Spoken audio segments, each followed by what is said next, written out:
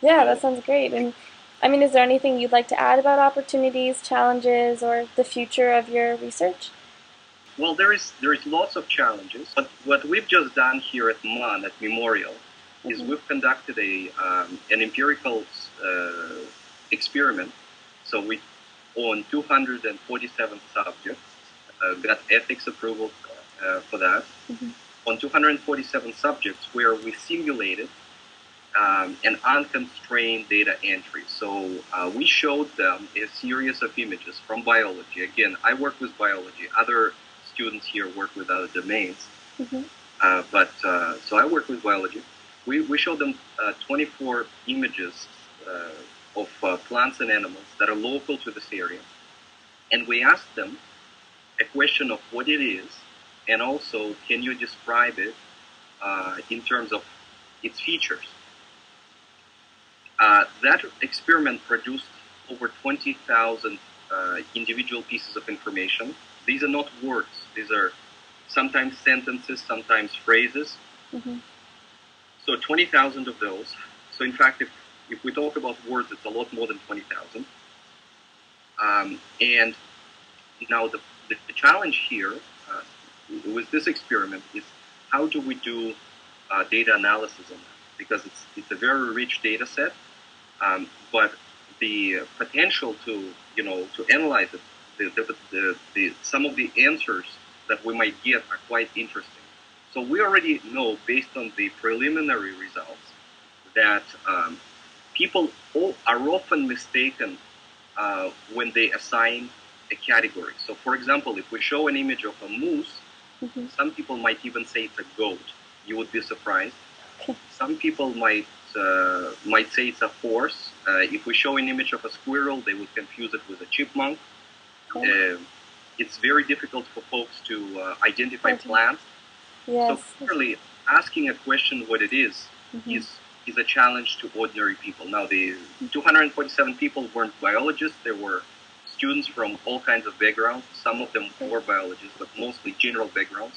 Okay. So quite similar to a potential citizen scientist that is out in the field observing. Hmm. But in contrast, uh, it's clear based on that experiment that people are able to quite objectively describe things in terms of attributes. Right. Okay. So, in other words, they wouldn't know exactly what it is. They wouldn't know what a false moral is. It's a kind of mushroom. Hmm. Uh, I'm not a biologist, so if I make a mistake, pardon me.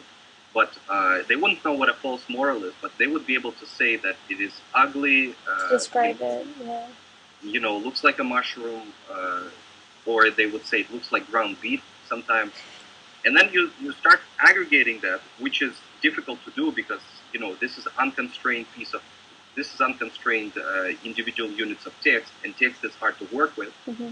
But once you aggregate it, you realize how many people so many people said that you use the same term to describe unfamiliar objects. Hmm. Right? Hmm. So that clearly opens up an opportunity because if people don't know what something is but are able to describe it in terms of similar sort of things, Hmm. then that can be harnessed. Right. Yeah. So if we design an information technology that is good at harnessing that, Hmm. then we can unlock uh, a folk knowledge to a greater extent than it is now. Yeah. Yeah. I imagine Wikipedia, right? You probably use Wikipedia daily or quite often, right? Yes. Yeah. So do millions of people around the world. And Wikipedia are made by ordinary people. Hmm. Some people say it is similar to Britannica in terms of its quality. But Wikipedia is one of a few examples of a real uh, success in harnessing, knowledge that is within every person. Hmm. Hmm. So we're trying to extend that beyond Wikipedia, into Right. areas of biology, into areas of medicine, into areas of business as well. Hmm. Awesome. Okay. All right. Is there anything else you'd like to add, or? No, but maybe I can thank everybody who was instrumental in helping me with this work.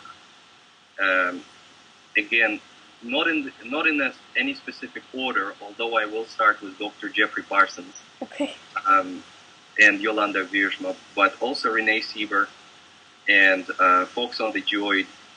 It was a great, great pleasure for me to work with a lot of people that helped in a major way with this work.